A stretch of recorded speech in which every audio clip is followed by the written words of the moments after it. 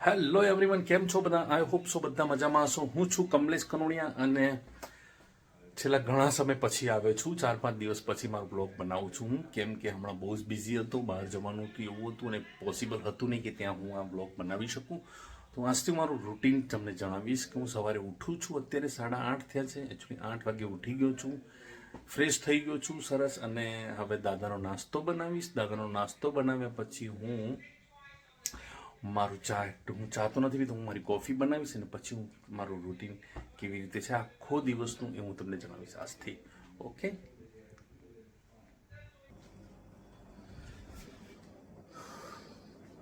Breakfast દાદા માટે ખાલી થઈ ગયું છે, એટલે કે ઓટ્સ ખાય છે. અને ઓટ્સ એ ઓલવેઝ દાદી બનાવે છે, તો એમણે ઇન્ગ્રીડિયન્ટ્સ કેવી રીતે શું બનાવવાનું છે એ બધું કાઢી દીધું છે. બરાબર. મેં આજે લંચમાં વિચાર્યું છે કે હું ચિકન બનાવીશ. તમે I just took out from the freezer. મેં ફ્રીઝરમાંથી ચિકન પણ કાઢી દીધું છે, કેમ કે અહીંયા બધી જ વસ્તુ તમે ખરીદો છો 15 દિવસની સાથે જ અમે ખરીદીએ છીએ, અને બધું જ મૂકવાનું હોય છે ફ્રીઝરમાં, સ્ટોરેજ કરીને અમે રાખીએ છીએ. આપણા ત્યાં જેવું નથી કે એવરીડે કંઈક ને કંઈક લેવા જઈએ. શાકભાજી કેવું, જો કે અહીંયા શાકભાજી તો એવા કંઈ ખાસ ફ્રેશ હોતા નથી, ગણતરીમાં જ હોય છે. 3-4 વસ્તુઓ જેવી હોય છે જે ફ્રેશ હોય છે. ઓકે, અને હું છું તે અત્યારે હું મારી કોફી બનાવીશ. કોફી બનાવી દીધી છે. આ કોફી પેલી કોફી નથી જે આપણે બનાવી છે, આ અલગ કોફી છે, બ્લેક કોફી છે.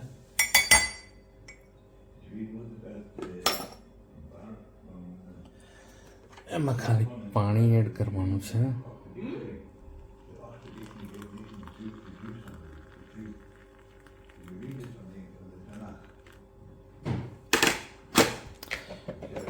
મિક્સ કરી દઈશું.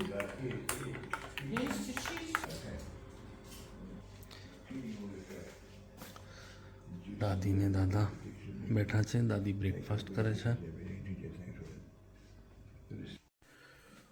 હું મારા રૂમમાં આવી ગયો છું. શાંતિથી બેસીને કોફી પીશ, વાત કરીશ, ફોન કરીશ, ઘરે ફોન કરીશ. અને બીજું કે અત્યારે ઠંડી ચાલુ થઈ ગઈ છે ઇઝરાયલમાં, અને વરસાદ પણ ચાલુ થઈ ગયો છે. એટલે અમે આખા ઘરમાં, અમારું તો હીટર છે, એટલે હીટર અમે ચાલુ કરી દેતા હોઈએ છીએ, તો થોડું રૂમ છે ને વોર્મ થઈ જાય. એટલે એટલું પણ અમે હાઈ ટેમ્પરેચર નથી રાખતા, કે માપનું આમ ઇઝી રાખીએ છીએ. ઓકે, તો ચલો કોફી પીશું હવે, અને પછી આગળની વાત જણાવીશું. હેલો, દાદાનો નાસ્તો થઈ ગયો છે. દાદાને નાસ્તો આપી પણ દીધો છે. દાદાને રેડી કરી દીધા છે, તૈયાર થઈને બેઠા છે નાસ્તો કરીને. અને ઘણું બધું કામ છે, તો હું આજે ચિકન બનાવીશ. દાદી જે બનાવી એમાં ડીશોને બધું ધોવાનું છે. અને ગઈકાલે રાત્રે મેં જે ડિશવોશરમાં મૂક્યા હતા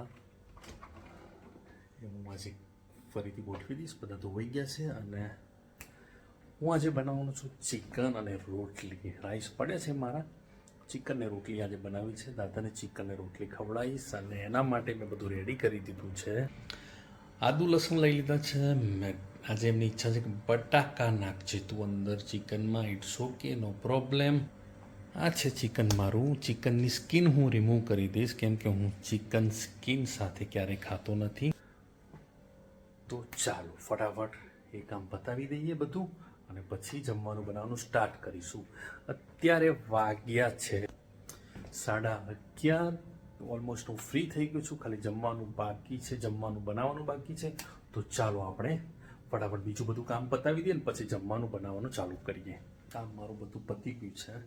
હવે ચિકન બનાવવાનું ચાલુ કરીશ. મેં ચિકન પણ સાફ કરી દીધું છે ધોઈ, અને બટાકા વધારે હતા તો મેં એનો પણ હું આજે સલાડ બનાવી દઈશ. કેવી રીતે બનાવું છું એ પણ તમને બતાવીશ કે એ કેમનો બને છે. જુઓ, ચિકન મારું સાફ થઈ ગયું છે. મેં સ્કિન રિમૂવ કરી દીધી છે એની. 2 ડુંગળી લઈશું, 1 જ બટાકું નાખીશું, અને હું આની પેસ્ટ કરી દઉં છું. હવે બીજું કે મારે પેસ્ટ કરવા માટે મારી જોડે કંઈ હતું નહીં, તો એના માટે મેં દાદીની છોકરીને વાત કરી કે મારે આ જોઈએ છે. તો એ મારે માટે ગ્રાઇન્ડર અને ચોપર, એટલે કે એક નાનું એવું મિક્સર છે સરસ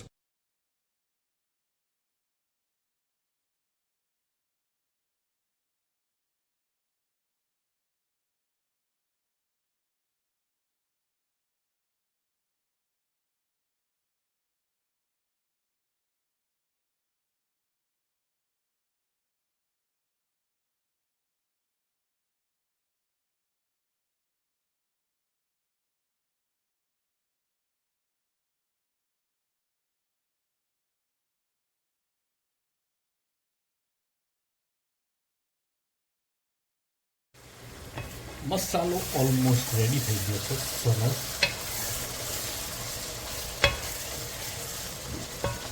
હવે એમાં ચિકન નાખી દઈશું.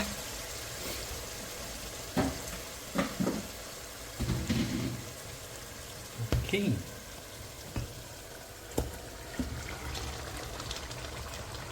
સાથે બટાકા પણ નાખી દઈશું. એક જ નાખ્યું છે, એ તો ગળી થઈ જશે. એને મિક્સ કરી દઈશું સરસ મજાનું.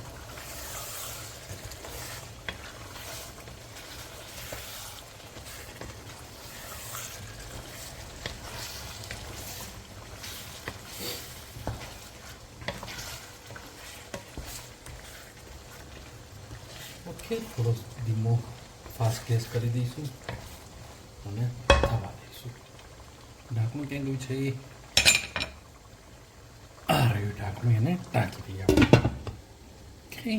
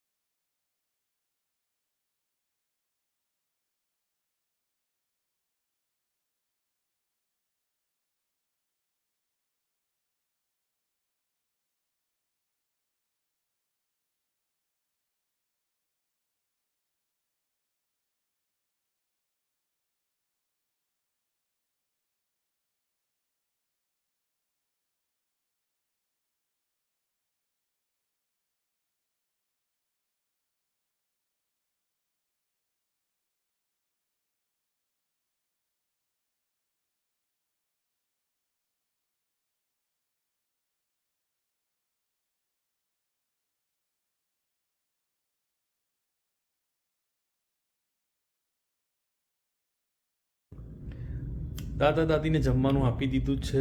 તમે જુઓ શું શું આપ્યું છે. આપણે એમને ચિકન આપ્યું છે, સલાડ આપ્યું છે, ટામેટા અને કાકડીનો સલાડ છે, રોટલી છે. You're showing off your cooking, huh? Bus. Yep. Delicious. Thank you very much, thank you very much. દાદા અને દાદી બહુ હેપી છે. અને આ છઠ્ઠી જે મારા આબા ક્યારે પણ ફિનિશ કરતા નથી. ઓકે, સો એન્જોય બિત્યાઓ ને આબાઈમાં. Thank you. Thank Tada, you. tada, You too. Rabba. Tada. Are you eating now? You must eat now. Huh? Yeah, now. And then I go Hadar. Okay, so હવે હું મારી રોટલી બનાવીશ, હું જમી લઈશ અને પછી હું નીકળીશ. થોડું સામાન લાવવાનો છે મને. ચાલો મળીએ ત્યારે. તમે પણ જમી લેજો time sir. Thank you very much. 3 વાગ્યા છે ને હું નીકળ્યો છું હદાર જવા. હદાર એટલા માટે કે ત્યાં ઇન્ડિયન સ્ટોર આવેલો છે અને શનિવારે અમારે જે પાર્ટીમાં જવાનું છે તો મારી જોડે ઇનફ ઇન્ગ્રીડિયન્ટ્સ નથી, તો હું ત્યાં લેવા જઉં છું બધું. અને હું ઓલમોસ્ટ ફ્રી થઈ ગયો છું. આટલા વાગે મોસ્ટલી આરામ કરવાનો ટાઈમ હોય છે, પણ જે ટાઈમ મળે છે એમાં હું લેવા જઉં છું અત્યારે. તો ચાલો ત્યાં જઉં છું. શું શું લઉં છું એ તમને હું બતાવીશ. ઇન્ડિયન સ્ટોરમાં આવી ગયો છું અને હવે હું મારે જે પણ ખરીદવાનું છે તે હું લઈશ અને તમને બતાવીશ કે મેં શું શું લીધું. તો અહીંયા બતાવું છું કે આ જે છે ઇન્ડિયન શોપ છે. ઘણા બધા માણસો આવતા હોય છે અહીંયા, પણ આ શોપ એવી છે કે આ બધું જ નથી રાખતા ભાઈ. એના માટે તેલ અવીવ અને નતાન્યા જે શોપ છે ઇન્ડિયન શોપ, ત્યાં બધું જ અવેલેબલ હોય છે. આની જોડે પૂરતા પ્રમાણમાં સ્ટોક હોતો નથી કે પછી લાવતો નથી. આઈ ડોન્ટ નો કેમ, પણ ના છૂટકે આ નજીકમાં છે એટલે આવવું પડે. તો ચાલો જોઈએ આપણે જે જરૂરી છે એ છે કે નહીં. તો આ છે સ્ટોર. આ બધું જ ઇન્ડિયન છે. સોયાબીન છે, સ્નેક્સ છે,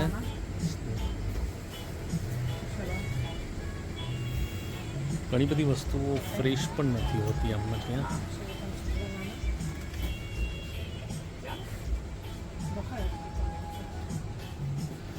કંઈ નહીં, આપણે જે લેવાનું છે એમાંથી એક પેકેટ આ લઈશું, પાણીપુરી છે, પછી લઈશું આપણે ચણાનું પેકેટ,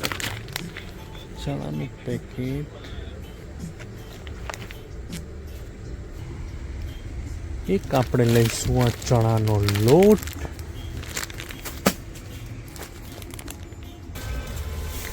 આ ભીંડા છે 300 રૂપિયા કિલો. ઓહ સોરી, 300 રૂપિયા કિલો નહીં, 300 રૂપિયા પેકેટ છે.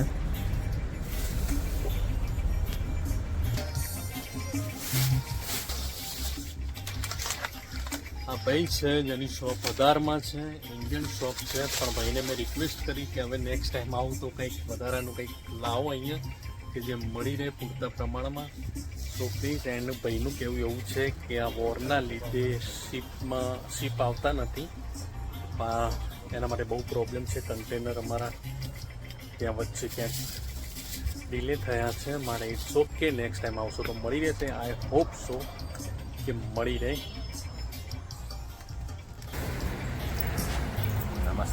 નમસ્તે, thank you so much. Nice day. I hope so next time is everything is available. Yes. Oh, we're waiting long time now. Oh, thank you very much. So, okay, see you next time.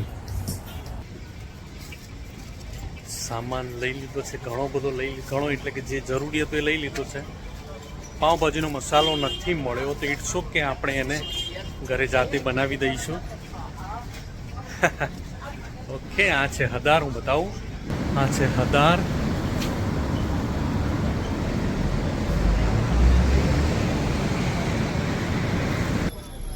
મારી જોડે time છે તો હવે હું hair cutting માટે જઈશ અને દાદાને સોક્સ જોઈએ છે તો એના માટે હું આ શોપમાં પણ જઈશ. ચાલો ત્યારે હેર સલૂનમાં આવી ગયો છું. ખાલી છે, કોઈ નથી, ભાઈ બહાર બેઠા છે. 5 મિનિટ બેસો કે હું આવું છું. તો ચાલો આપણે વાળ કપાવી દઈએ. ઓકે,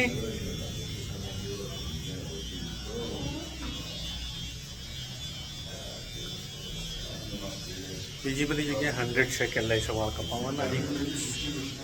હજારમાં એક શોપ એવી છે કે જ્યાં હું આવે ત્યારથી વાળ કપાવું છું. એક જગ્યા એક વખત બીજી જગ્યાએ ટ્રાય કર્યો, એમાં 100 સેકન્ડ લીધા પણ મજા ના આવી. આ 40 સેકન્ડ લે છે કે ઇન્ડિયાના 850-900 રૂપિયાની આસપાસ. તો ઇટ્સ ઓકે, પૈસા ડઝન્ટ મેટર. અહીં તો 40 સેકન્ડ એટલે કશું ના કહેવાય. ઓકે, તો ચલો હેર કટિંગ કરાવી દઈએ. વાળ કપાવી દીધા છે અને હવે નીકળીએ છીએ ઘરે જવા માટે. ઓકે, તો મિત્રો મળીએ છીએ ત્યારે ઘરે.